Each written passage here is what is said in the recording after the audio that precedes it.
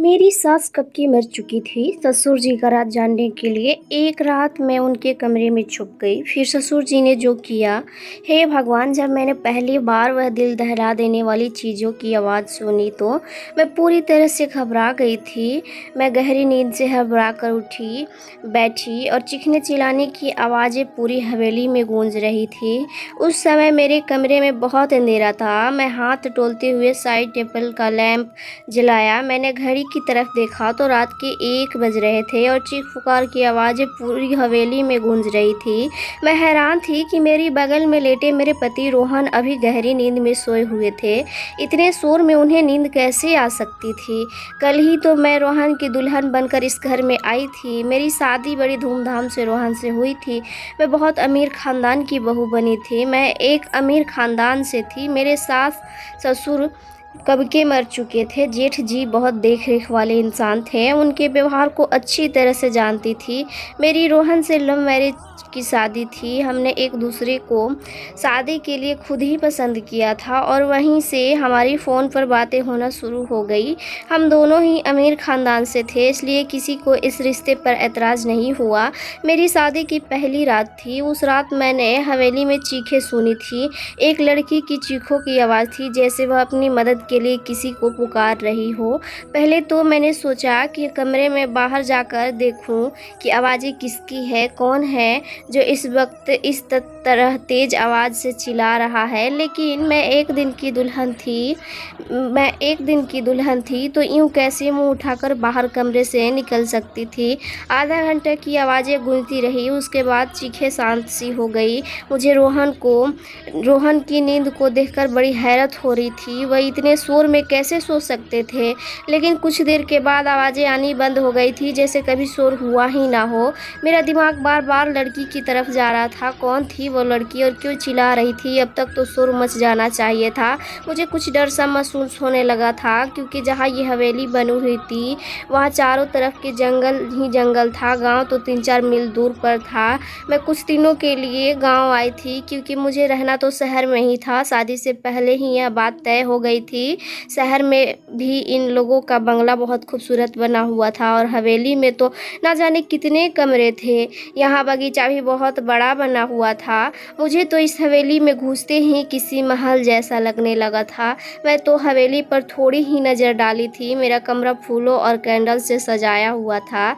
मैं उस टाइम अपने आप को जितना गुरूर करूं उतना ही कम था। हम दोनों की जोड़ी को देखकर लोग चांद और सूरज की जोड़ी कहते थे। मगर मैंने जो आज रात को सुना था, मेरा दिमाग काम करना बंद कर दिया था।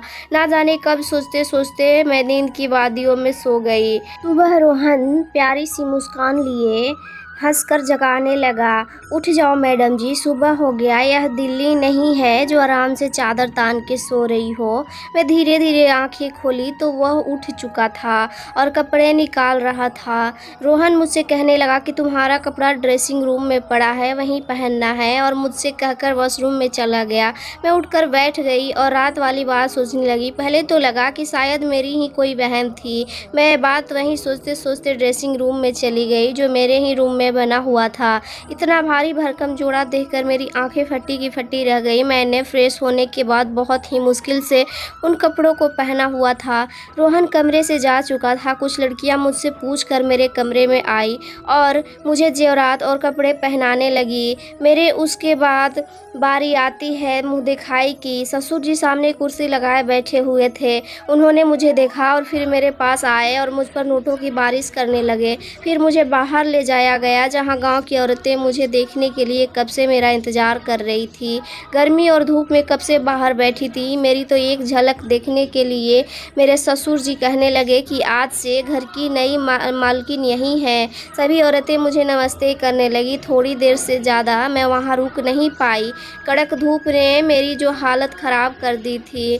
जल्द ही मैं अंदर आ गई और अपने कमरे में एसी ऑन करके बैठ गई। पूरा दिन लोगों का आना जाना लगा रहा। रोहन और मेरी मुलाकात सिर्फ रात में ही हुई थी और गांव में तो ऐसा ही होता है, पति पत्नी के साथ कम वक्त गुजारता है और मेहमानों के साथ ज़्यादा।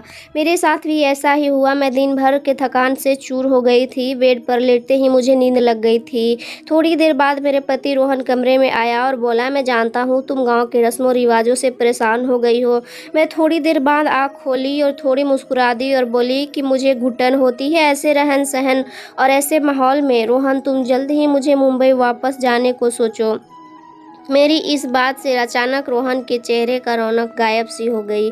वो बोला कि अभी तो मुमकिन नहीं है, लेकिन मैं कोशिश करता हूँ कि मैं नींद में होते हुए भी पूरी आंखें खोली और बोली कि रोहन, मैं तंग हो चुकी हूँ यहाँ के रहन सहन से। मुझे घुटन महसूस होती है यहाँ के माहौल से। मैं 2 दिन भी नहीं रह सकती हूँ यहाँ। मेरी बात सुनकर वो किसी गहरी सोच में चला गया। वो सिगरेट निकाला और लाइट जलाकर उसे पीने लगा। मैं नींद से चूर थी इसलिए सो गई। रात को फिर जोर से मेरी आंखें खुली थी।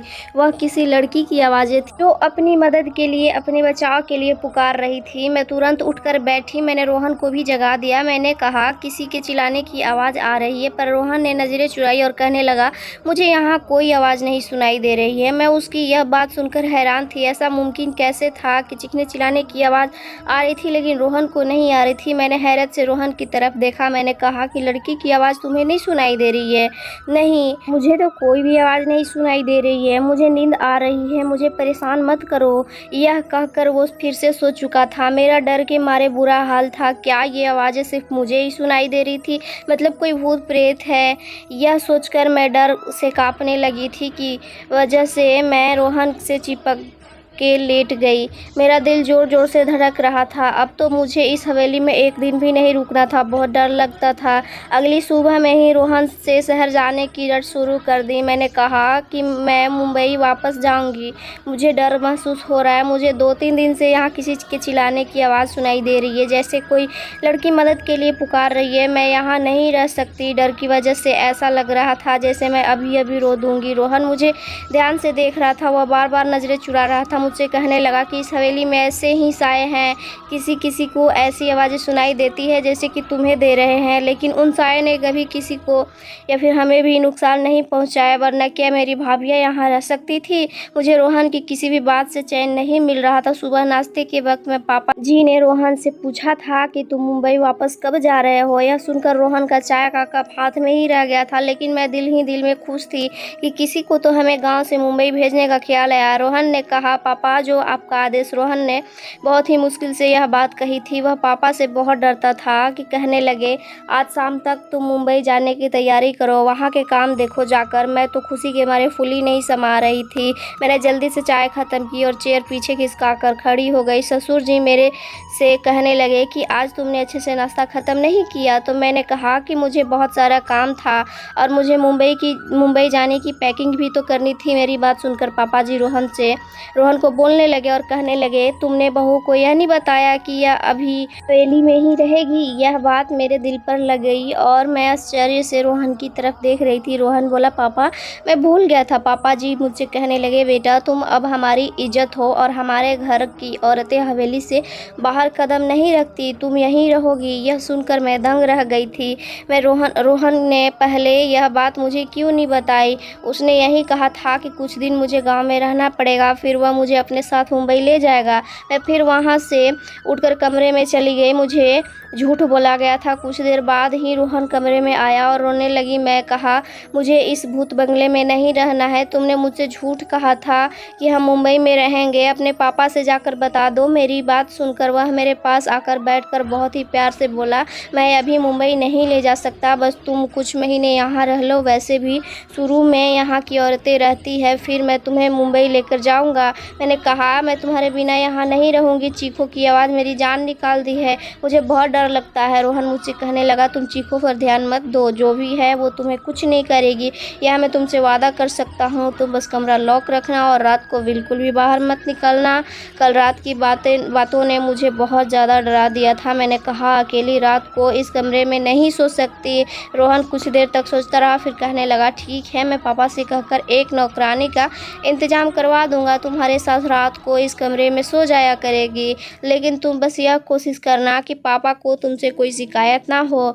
मैंने इस बात पर मैं सिर हिला दी। रोहन शाम को मुंबई के लिए निकल चुका था और अकेली मैं रह गई। रात को मेरे साथ एक नौकरानी मेरे कमरे में सोने लगी थी। वह ज़मीन पर अपने बिस्तर लगा लिया करती थी और लेट जाती थी। रात को तब भी चीखों की आवाज़ें आती तो मेरी आंखें खुल जाती। मैंने महसूस किया था कि चीखों की आवाज़ आती थी तो नौकरानी भी करवटें बदलती रहती थी। मुझे लगा था कि शायद वह भी उन आवाज़ों को सुन सकती है। कई बार मैंने उस नौकरानी से चीखों के बारे में पूछा तो उसके चेहरे का रंग उड़ जाता और वह डर जाती थी। वो ना में सिर हिलाने लगती थी और कहने लगती, मैंने ऐसी कोई आवाज़ें नहीं सुनी। मैंने उसके डर से यह तो अंदाज़ा लगा लिया था कि कहानी कुछ और ही है। उससे कहा कि मैं जानती हूँ कि वह आवाज़ है, तुम्हें भी सुनाई देती है। मेरी बात सुनकर वह मेरे सामने हाथ जोड़ने लगी और कहने लगी, इस बात का जिक्र हवेली में किसी से भी नहीं करना वरना बहुत बुरा होगा। उस नौकरानी की बात सुनकर मुझे जानने की चाहत होने लगी थी। मुझे जानने की चाहत होने लगी थी कि आखिर मालूम भी तो हो कि सारा मजरा क्या है।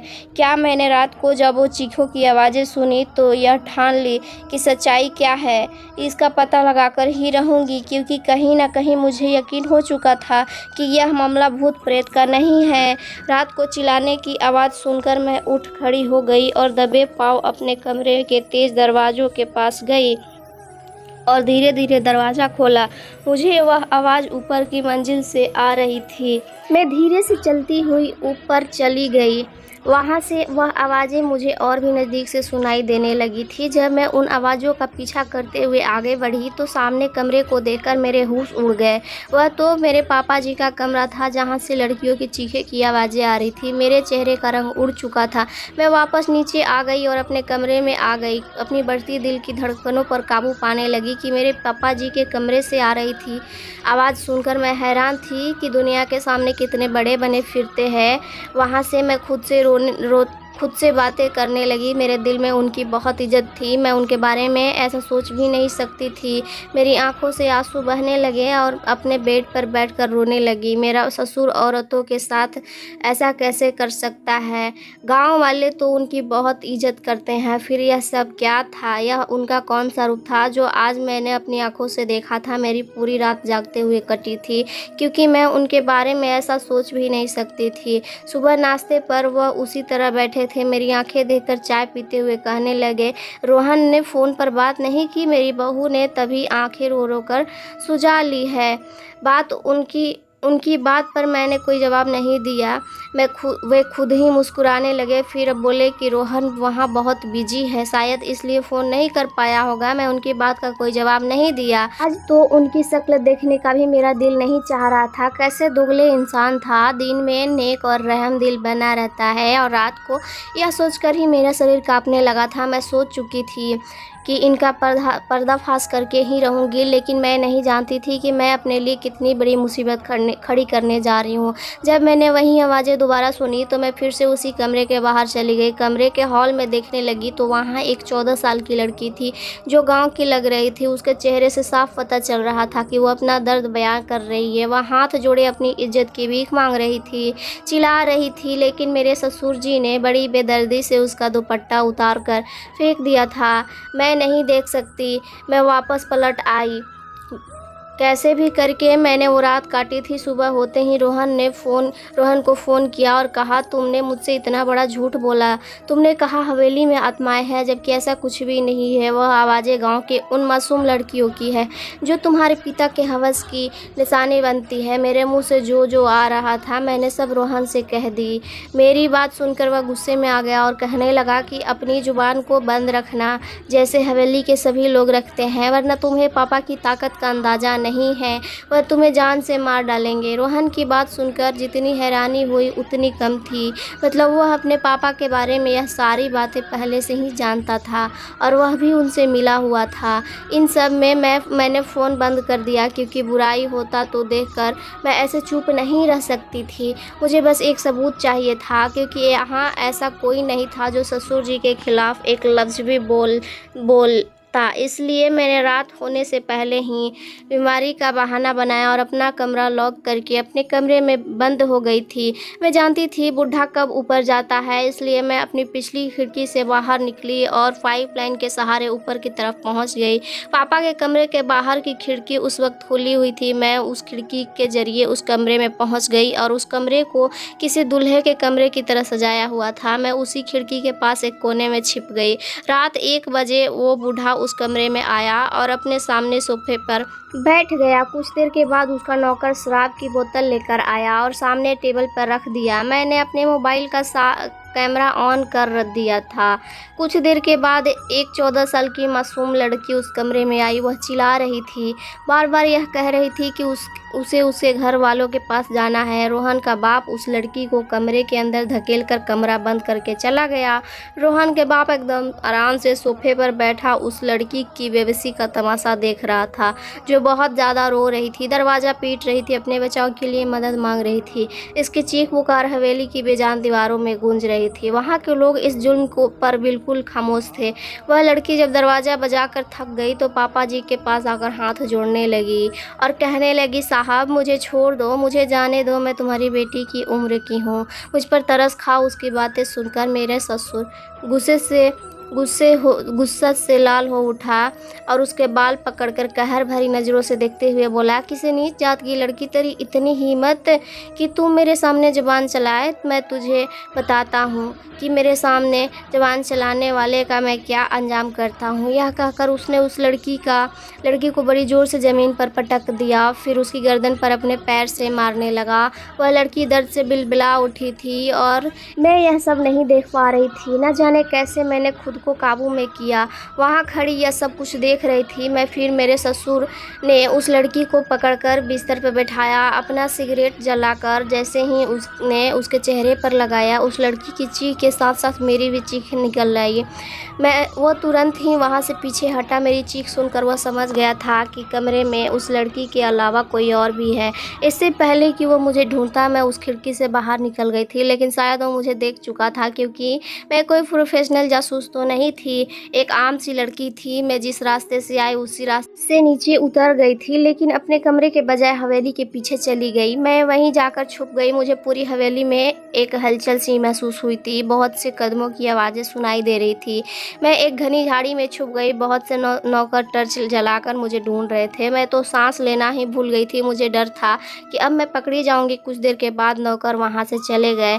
उनके जाते ही मैंने सुकून की सांस ली। मैं एक बड़े से पेड़ पर चढ़ने लगी जो इस हवेली की दीवार से चिपका हुआ था। उस पेड़ पर चढ़कर मैंने दीवार से दूसरी तरफ देखा तो वहाँ एक घना जंगल था।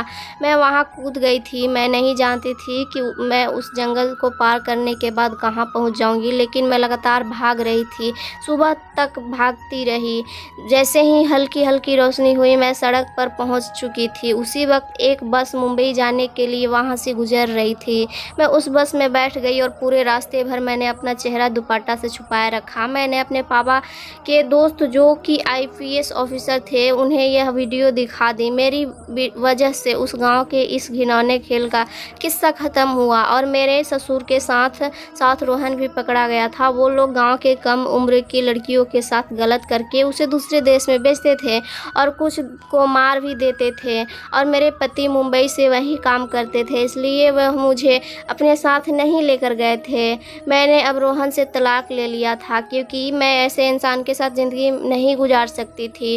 मुझे खुशी थी कि मेरी वजह से बहुत सी लड़कियां बच गई थी। दोस्तों, उम्मीद करती हूँ आपको हमारी कहानी पसंद आई होगी। अगर ये कहानी पसंद आई आपको तो वीडियो को लाइक करें, चैनल को सब्सक्राइब करें और हाँ, कमेंट में ज़रूर बताएं कि कहानी आपको कैसी लगी। धन्यवाद दोस्तों।